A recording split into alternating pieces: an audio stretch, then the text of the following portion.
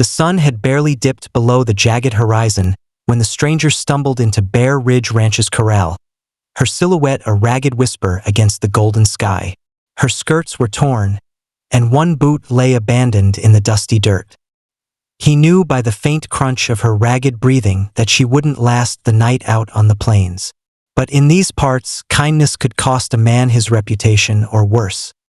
He stood on the porch, 6 feet of solitude in a battered hat, watching her collapse beneath the weathered sign that read Bear Ridge. The air was still, save for the low groan of wind through the mesquite. For a heartbeat, he hesitated, weighing the warnings he'd heard in town. "Don't trust the wanderers," they'd said. "A girl out here means trouble." But the shape of her frame spoke of desperation, and something in him, long buried under years of dust and caution, stirred. The night before, the barn had been quiet. He'd been patching fences, running the same circuit he'd ridden since his father first taught him the land's secrets. The cattle were in low country, the stock tanks half dry, and the only sound had been the creak of the windmill. Then came the scraping of boots, and he'd found her there, face tucked into her arms, tears tracking lines of dried sweat across dirt-crusted cheeks. "There's wolves out there," he said, voice low as a coming storm. "You'll freeze." He tossed her his coat, battered leather with the brand of his family's legacy, and watched her shiver beneath it. She didn't ask for water or food. She only pressed her lips to the tin cup he offered, eyes closing against the world. He'd led her inside the barn, past the hay bales where he kept his riding saddle and the old colt he'd been breaking in. Lantern light splashed against rough-hewn beams. The dust motes floated like ghosts. He set a blanket on the floor and sat in the shadows, listening to her shallow breaths. "You can stay till morning," he said, half to himself.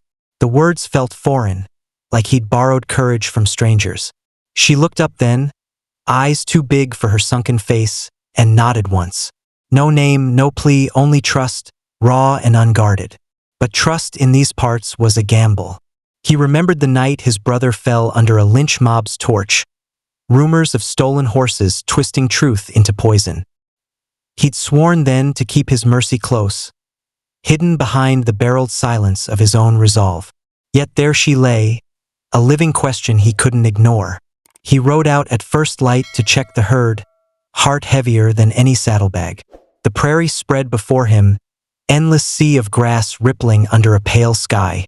The morning birds called, unaware of the tension blooming in his chest. Every hoofbeat under him counted down to a reckoning he couldn't yet name. When he returned, the barn door stood open wider than he'd left it. His horse nickered, a warning or a welcome he couldn't tell. Inside, she was awake now, tracing imaginary patterns in the dust with her fingers. Her eyes met his, and for a moment the world outside, the warnings, the whispers, fell away. "Thank you," she said, voice soft as the wind through the canyon. He tipped his hat, unsure how to answer. He'd stepped outside his own code, and already he felt the edges of town gossip sharpening into knives. He led her to the house, built low and sturdy against the prairie's breath. Inside, the hearth still held embers from last night's fire. He fed the stove, poured coffee, watched steam curl toward the low ceiling. She sat at the edge of a wooden chair, feet tucked beneath her. He caught the tremor in her hands. "You hungry?" he asked, sliding biscuits onto a chipped plate. She nodded, eyes distant. He didn't press for a story. In his world, words came slow, like rain after a drought. Outside, the wind shifted. He paused at the window, hand on the sill. In the distance, dust rose, tiny gray columns dancing on the horizon. Too many for a lone rider. He squinted, mind racing through possibilities. Bandits, a posse, a family searching for her.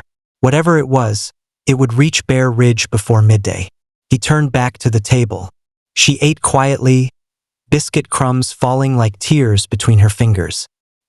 He remembered the girl who'd begged food at the station, only to vanish into the night, leaving gossip in her wake. He saw the same quiet sorrow in this stranger's eyes, an echo of loss and fear. His father's voice came to him, ghostly as dawn. Mercy don't come cheap, son. He had learned that as a boy, watching men thanks to his father's generosity then die for it. But his own heart, hardened by seasons of drought and dust, began to soften in spite of that warning. He stood, emptied the coffee pot into the sink, and turned to her. You rest. His words were clipped, but gentle.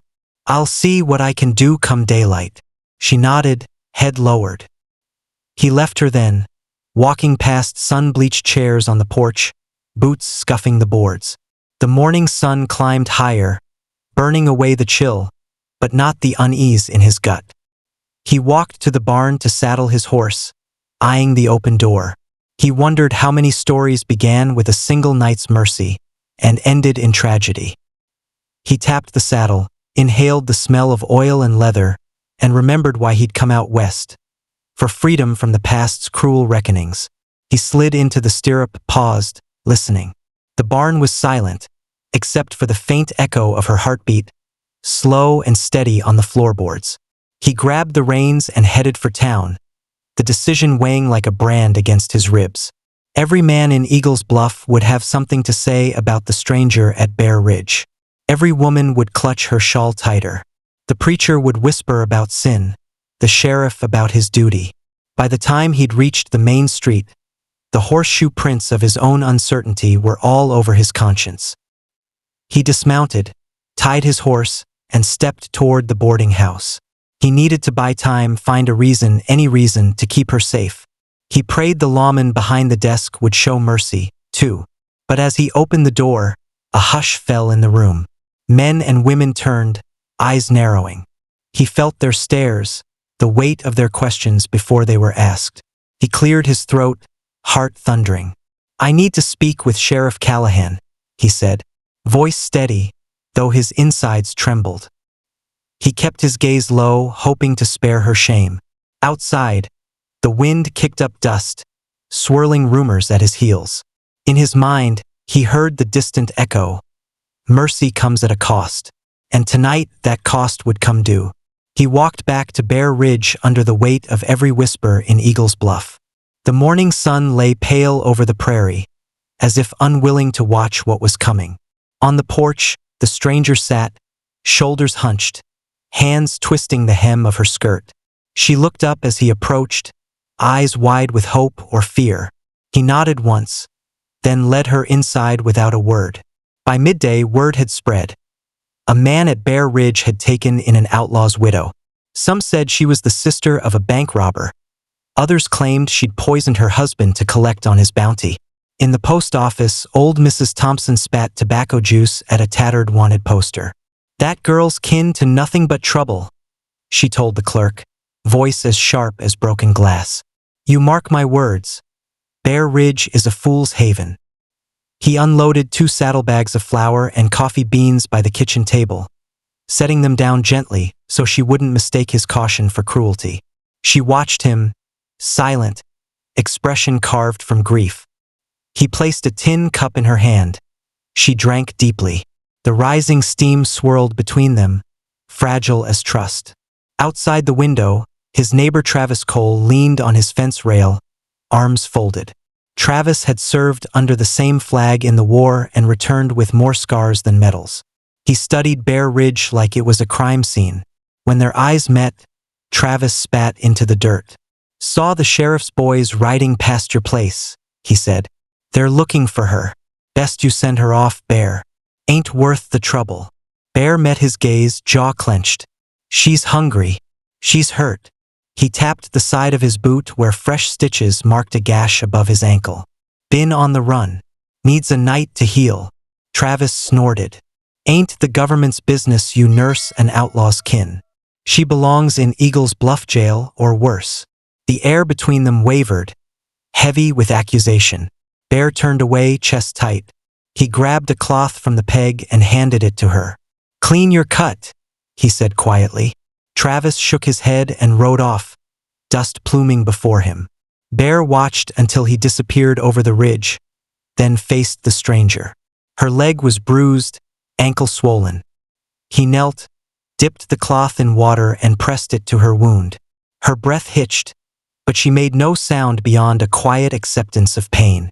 In the afternoon, townsfolk drifted onto his property like vultures testing fresh carrion. First came Mr. Grady, owner of the general store, demanding to know why Bear Ridge was harboring lawbreakers.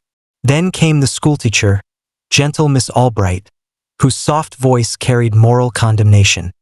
"He's breaking the law," she said. "What message does that send to the children?" Bear stood by the barn, arms folded across the scar on his chest. "The law's a mean-spirited thing," he said. "This woman's more innocent than the men hunting her." Miss Albright's lips quivered. "Sympathy for outlaws only brings more suffering," she whispered. "You'll bring blood to your doorstep." She turned and left, eyes wet but proud. Bear watched her go, then spoke to the dust at his boots. "I have to do what's right." Inside, the stranger stirred. Her voice was barely more than a breath. "Why help me?" she asked. He paused, finding it hard to answer. He set a bowl of stew in her lap and sat across from her. "Someone once did the same for me," he said. "When I was younger, lost on these plains near death, a Comanche woman found me and patched my wounds."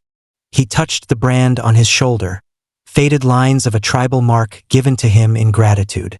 "I'll not forget what she taught me." Tears glistened at the corners of her eyes. She swallowed, lips trembling. "My name's Lila," she said. "They came for me because I hid my brother after the holdup. He's dead now, and they'll kill me for it." Bear exhaled, a gust of regrets and resolve. He pushed the bowl away. "Then we'll face them together," he said. "When they come, you stand behind me." Nightfall brought more tension than relief. In the pale glow of lanterns, Bear and Lila sat by the hearth. Outside, the wind rattled shutters. Every creak made her flinch. He draped his coat over her shoulders, hands lingering in a gesture of protection. She leaned into him, a silent plea for safety. They spoke little. Words felt wasted against the drumming of worry. Instead, they listened. The soft crack of wood settling, the mournful cry of a distant coyote. Within that hush, something shifted, a fragile alliance bound by desperation. At midnight, the sheriff's deputies arrived, horses stamping in the yard. Their lantern beams cut through the darkness like blades. Bear met them at the gate, face hard. Two deputies dismounted, boots crunching gravel. One cleared his throat. "Sheriff wants to see you," he said. Bear nodded. "I know." He stepped aside to let them pass, heart pounding in time with their spurs. In the barn, Lila tensed, back pressed against the wall. The deputy's lantern swung, revealing hay-strewn floorboards and the shadow where she'd hidden. A deputy's voice called out, low but firm, "We know she's here." Bear's jaw tightened. He led them past the stalls, past the colt in its stall, past the lantern that cast Lila's profile onto splintered wood. Every step felt like a hammer striking his conviction. He looked at her, saw terror flicker across her face. They found her kneeling by the blanket he'd laid for her. The taller deputy thrust a hand toward her. "Come with us." She shook her head, eyes brimming. "He helped me," she whispered. "He gave me shelter." The deputy's lip curled. "He'll be joining you, lady. You're both breaking the law." Bear stepped between them, fist clenched. "Stand down," he said. The words were a low growl. "She's under my roof." The deputy leveled his lantern at Bear's face. "You're harboring a fugitive. That's a crime." His partner shifted, ready to draw. Behind them, Bear Ridge waited, dark and silent. The rumble of distant thunder was building in the hills. Fear and outrage crackled in the air like static electricity. Bear's breath was steady, but his insides roiled. He had chosen mercy over safety, kindness over convenience. Now that choice was about to come due, and it would change everything. The first drumbeat came long before the riders appeared on the ridge, an almost imperceptible thud that echoed across the plains like a distant heart. Bear woke before dawn, lantern guttering in the corner of the darkened room. He could feel it in the floorboards, in the hush between breaths. Something was coming. He crept to the window and peered through frost-slick glass. Across the yard, hoofprints wove into the dirt, fresh and deep. By the light of a single lantern swinging from the barn eave, he counted 17 horses, their riders cloaked against the morning chill. Even from this distance, their shapes seemed loaded with purpose, rigid in the low dawn light. Bear dressed silently, boots, trousers, shirt, coat, and slipped outside. The air was sharp, each breath stinging his lungs. The yard lay white with frost that glittered like scattered glass. He moved toward the barn, careful not to startle Lila, who still slept on the blanket he'd laid for her. "Wake up," he whispered, kneeling beside her. She opened her eyes, pupils wide with fear. "They're here," he said simply. She rose unsteadily, smoothing her skirts, gaze flicking toward the lantern-lit silhouettes beyond the fence. They stepped onto the porch together. Across the yard, the riders dismounted one by one. The leader, a lean man with a graying mustache, pushed back his hat and studied Bear with cool disinterest. Behind him, faces glowed orange by lantern light, hard and watchful. "Huntin' a fugitive, ain't we, Sheriff?" Bear called across the distance. His voice carried better than he expected. It rolled over the frozen ground in a low rumble. Lila pressed close to his side, coat bunched under one arm. The sheriff's mustached lips twitched. "You know who you're harboring," he said. "Come quietly, miss. We'll treat you fairly." Lila's breath caught. She opened her mouth, but Bear placed a hand over hers. She glanced at him, uncertainty flickering in her eyes. He planted his feet, shoulders squared. "My place, my rules," he said. "You'll speak with me first." A murmur rose from the men gathered behind the sheriff. One squinted through the lantern glow. "Ain't no rule against capture," he muttered. "We'll do our duty." The sheriff shrugged. "Let us be peaceful," he said. "No need for bloodshed. Step forward." Bear inhaled the cold air, his gaze drifting past the sheriff to the horizon. Pale light edged the sky. In that stillness, he remembered the drums he'd heard as a boy, when Comanche scouts had ridden through with warnings of war. He recalled the beads of sweat drying on his father's brow as the tribal emissaries waited outside the ranch gate. "Those drums aren't here today," he said quietly. "But I know what they mean." He looked at Lila, whose knuckles whitened as she gripped the coat around her shoulders. "I won't let you go alone." "You leave me no choice," the sheriff replied, stepping forward until he stood within 10 paces of Bear. He tilted his lantern, spilling light over Bear's lined face. "Either you surrender her, or we call for reinforcements." Bear felt a tremor beneath his calm. Reinforcements meant more rifles, more wrath. He glanced at Lila. She met his eyes, voice catching on the breeze as she spoke. "I'm ready," she said, "but promise me you'll be careful." He swallowed, nodding. "I promise." Behind the sheriff, one of the deputies shifted his rifle and spat into the dirt. "We could just drag 'em both in," he sneered. "Save time." A hiss ran through the mounted men, voices low and tense. The sheriff raised a hand. "Quiet," he ordered. "Let him choose." Bear clenched his jaw. The sun crested the ridge, sharpening the horses' shadows on the frozen ground. He could feel every eye on him, judging, waiting. He weighed his options. Stand his ground and risk a firefight, or yield Lila and condemn her to a cell or worse. He inhaled again, remembering Lila's face in the lantern glow, the quiet gratitude in her eyes when he offered her shelter. He recalled the scar on his shoulder, the tribal circles branded into his flesh, a reminder that mercy sometimes demanded sacrifice. "Very well," he said at last, voice low but clear. "I'll go alone." His words cut the air. Lila's hand shot to his arm, an urgent plea in the dawn light. "No," she whispered. "I won't leave you." Bear shook his head, stepping back. "This is my debt to pay." He raised both hands, empty. "I stand aside." The sheriff signaled a deputy, who advanced toward Lila. She braced, shoulders squared, as if daring them to touch her. But the sheriff called the man off. She's free to go, he said. You can come with us, mister. He gestured to Bear.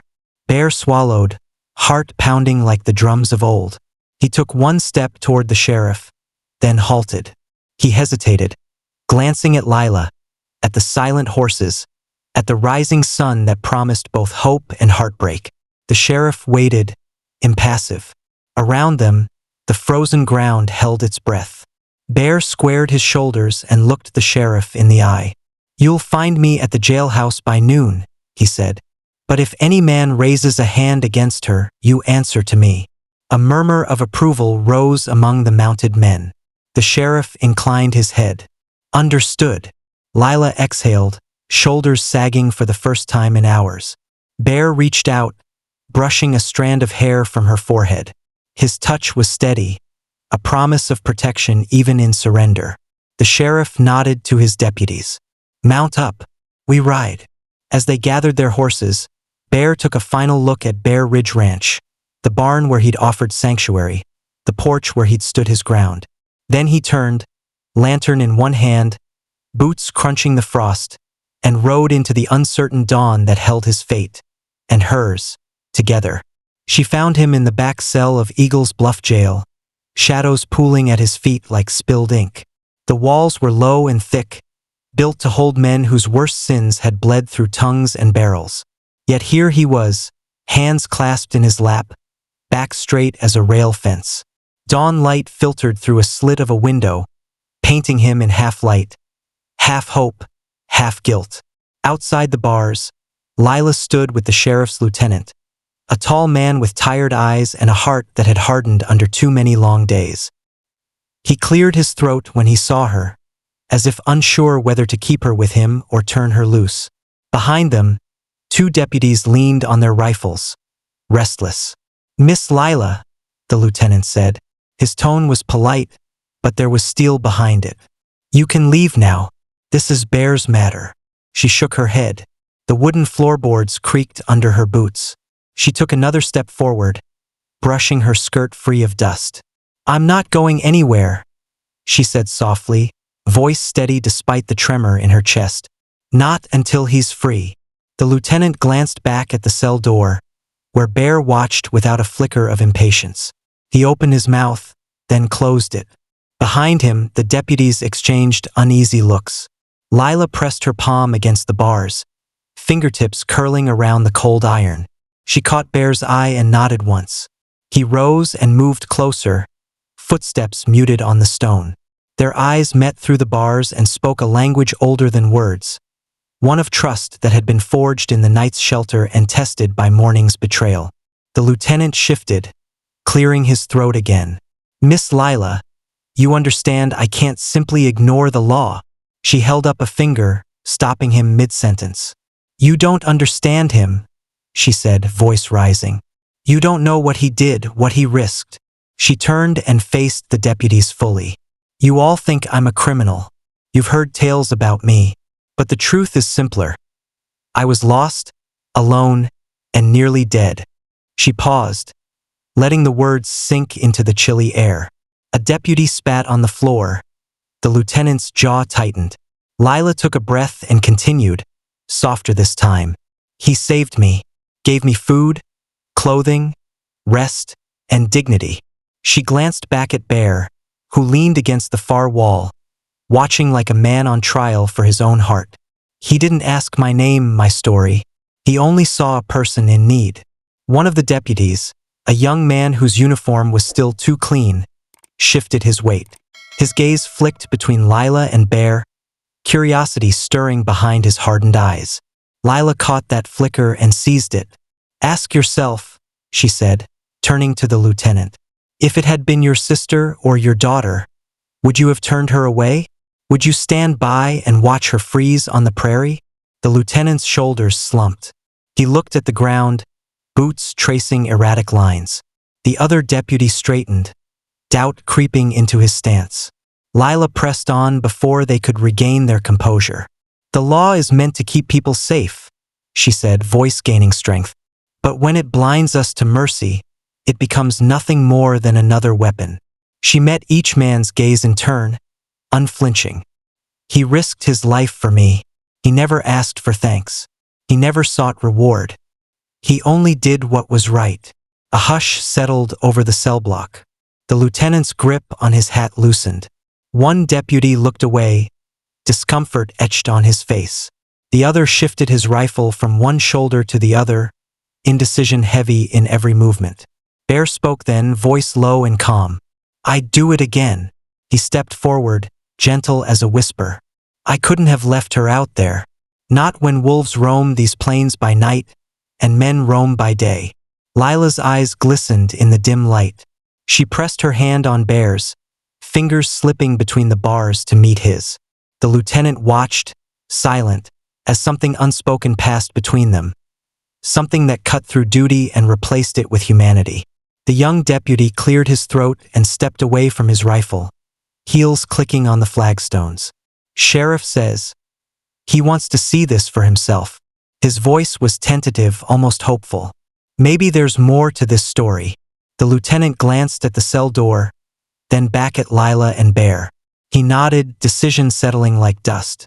"Stand back," he told the deputies. "We're letting him out." Bear's shoulders eased, as if a years-old burden had lifted. He slid his fingers from Lila's hand and lifted the latch on the cell door. The rusty hinge groaned, an apology for its noise, or perhaps a confession of its own. He stepped out, rubbing his wrists where the bars had pressed. Lila moved to his side, brushing dust from his coat. The lieutenant cleared his throat once more. "I'll notify the sheriff."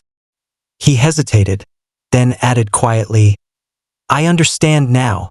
Lila smiled, a small, weary curve of the lips that spoke of relief and raw joy. She slipped her arm through Bear's and guided him toward the door. They passed the deputies, who stood at rigid attention. The young deputy tipped his hat. The other simply nodded. As they stepped into the cool morning corridor, Bear paused at the threshold. He looked back at the lieutenant. "Thank you," he said, voice quiet but sincere. The lieutenant returned the look. In his eyes, the weight of what he'd learned, the shift from obligation to compassion. "Take care of her," he said. "And thanks for reminding me why I took this job." Lila and Bear walked out into the pale wash of dawn together, side by side. The yard beyond was empty now, save for a few stray horses chewing their morning oats. The world felt different, as if mercy had cracked open the sky and let something brighter through. They didn't speak as they mounted Bear's horse. Words felt unnecessary. Their bond was deeper than conversation. As the first rays of sun touched the steeple of the jailhouse, Lila laid her head against Bear's shoulder. He guided the horse toward the rising light, each hoofbeat a promise of a new beginning. Behind them, the lieutenant watched, tipping his hat to the changing dawn. In his chest, something that had felt long buried, hope, began to beat again. And as Bear Ridge Ranch came into view on the horizon, Lila knew, without doubt, that this night had changed more than one fate forever.